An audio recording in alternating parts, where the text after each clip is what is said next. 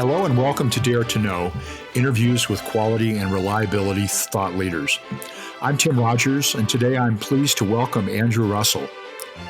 Andrew Russell is Dean of the College of Arts and Sciences at SUNY Polytechnic Institute in Utica and Albany, New York.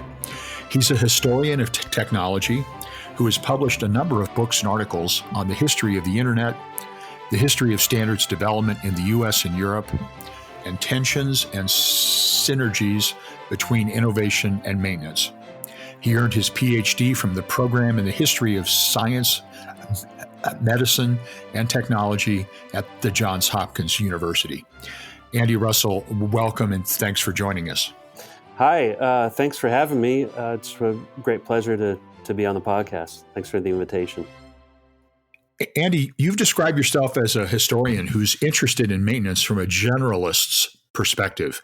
I think a lot of folks who work in reliability and maintenance, including our listeners, may not realize that there are other people in other disciplines who are dealing with the same problems that they are, including people who work in healthcare and education. Can you give us some examples? Sure. So the history of maintenance is something that my friend and co-author Lee Vinsel and I have been looking into over the past couple of years. And the history of maintenance itself is pretty interesting.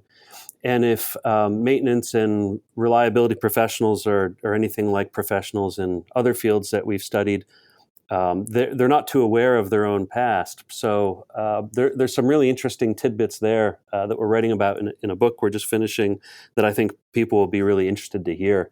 From the 19th century, up through the 20th century to where we are today in terms of data-driven predictive approaches to maintenance. So one of the things that we got out of that look at history is that there's a maintenance and reliability cut across virtually every profession that we can imagine. And I'm guessing a lot of your listeners know that already because if they work in facilities management or if they work with CMMS software, the clients and users are anywhere from hospitals and education, like you said, to public works, to industries of all kinds, you name it. Sure. So in my industry, education, as you said, I'm at SUNY Polytechnic Institute here in upstate New York.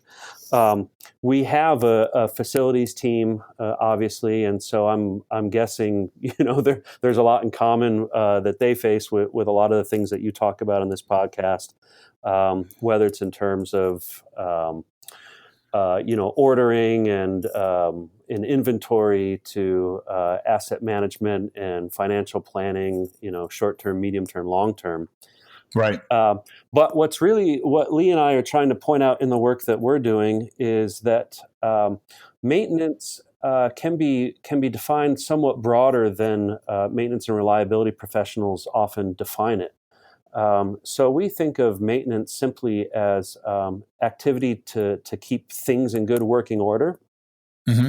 And the thing that could be kept in good working order could be anything. It doesn't need to be a machine. It doesn't need to be a computer.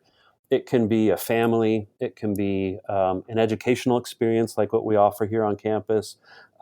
It could be the healthcare system. And so if you accept that, then the next logical step is who are the people that keep those enterprises in good working order?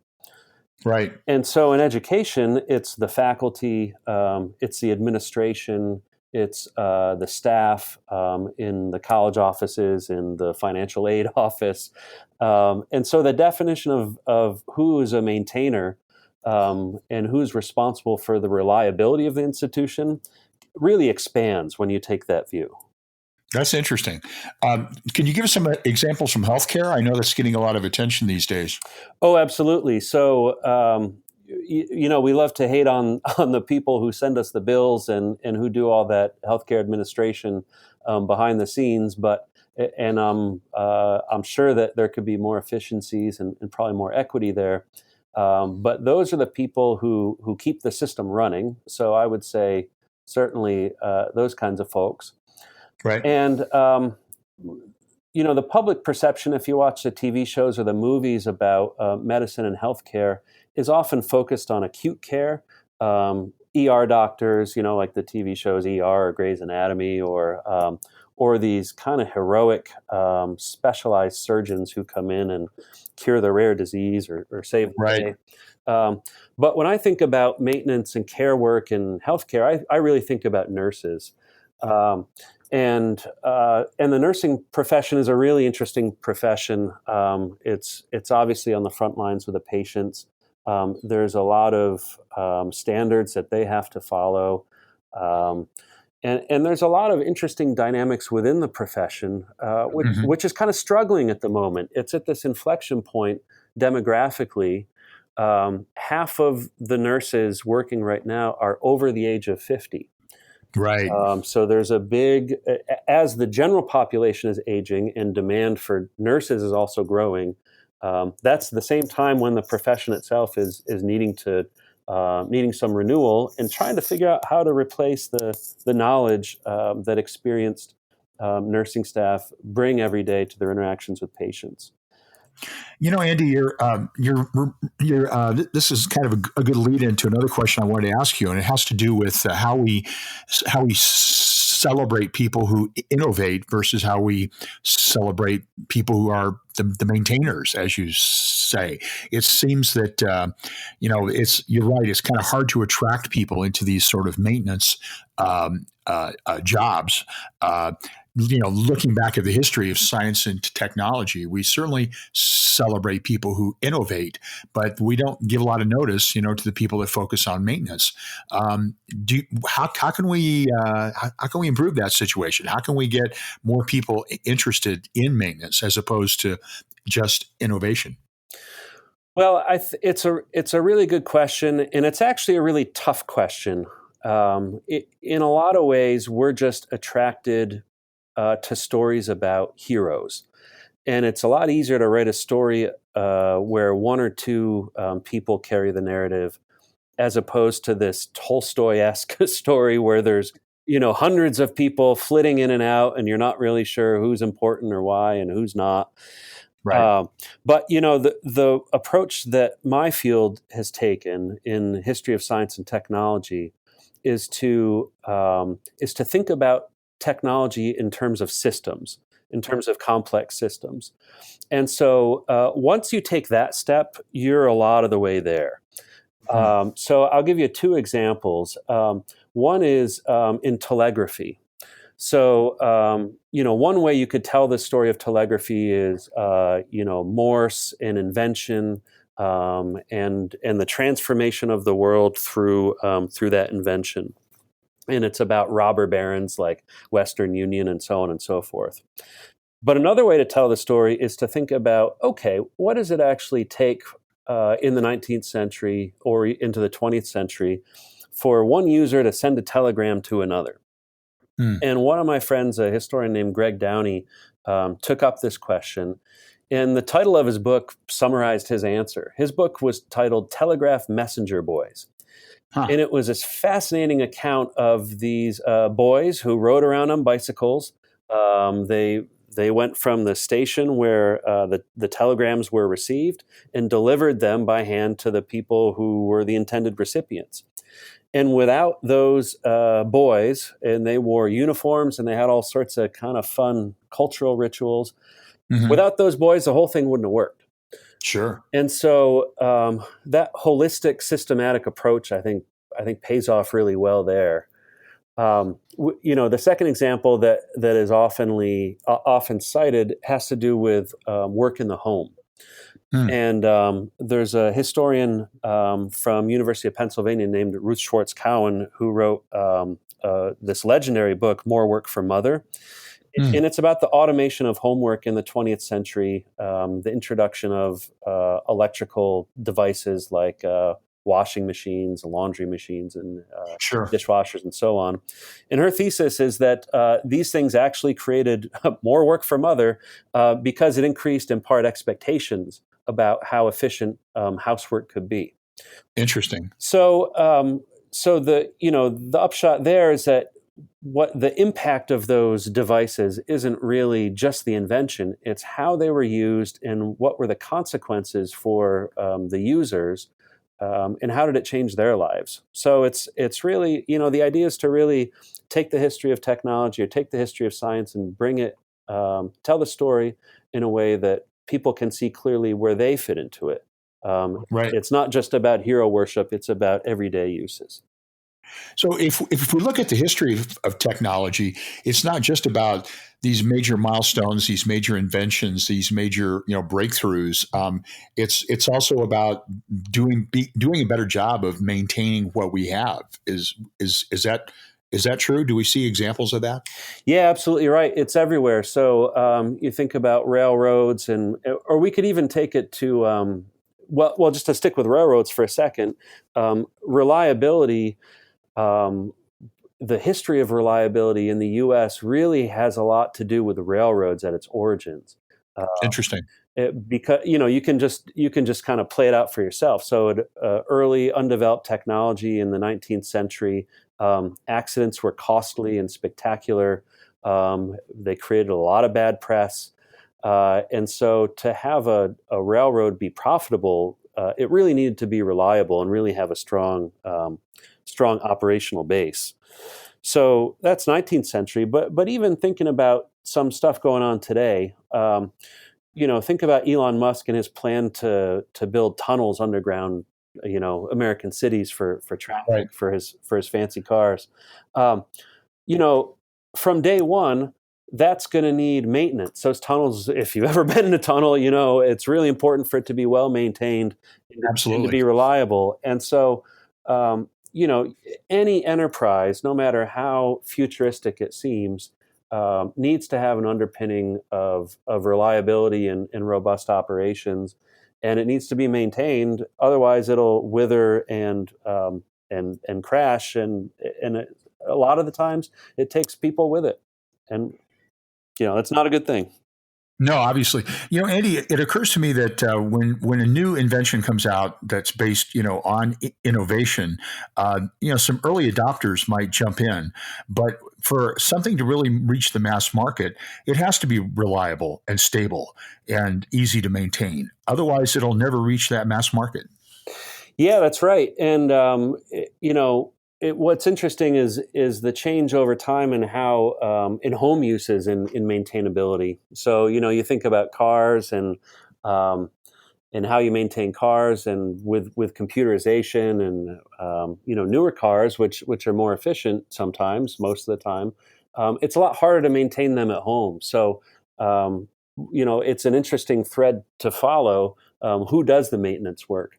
And how does Hmm. that shift from the home to a repair shop, and sometimes even within repair shops, places need to get computer systems or retrain their technicians to be able to maintain some of the newer technologies.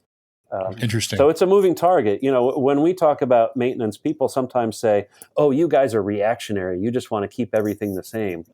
But it's not true. I mean, like you said, we want things to work well, and we worry that too much emphasis on innovation and new stuff, particularly when it doesn't work or when it doesn't serve the interests of ordinary people, we worry about the impact of that on society, but also financially and in terms of health and well-being, like we were saying.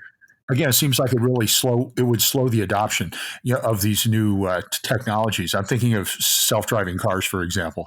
Do you have any suggestions on how we might be able to change this imbalance? How can we get people to emphasize more maintenance as opposed to? I mean, we don't want to give up innovation, obviously. No, that's right. Yeah, and so I think what's most important is finding a better balance, and I mean this culturally, but I also mean it in terms of technology. So I think we've covered some of the cultural parts. That finding a better balance means stop, or at least dial back this obsession with inventors and innovators, and recognize the facts that operations and maintenance are really the difference between failure and success when it comes to technology. Sure. Um, but I think I'll give you an example actually. And I'll go back to nursing. It's really the case that it's really like a health thing. Are we going to Mm. persist as a society, or are we not?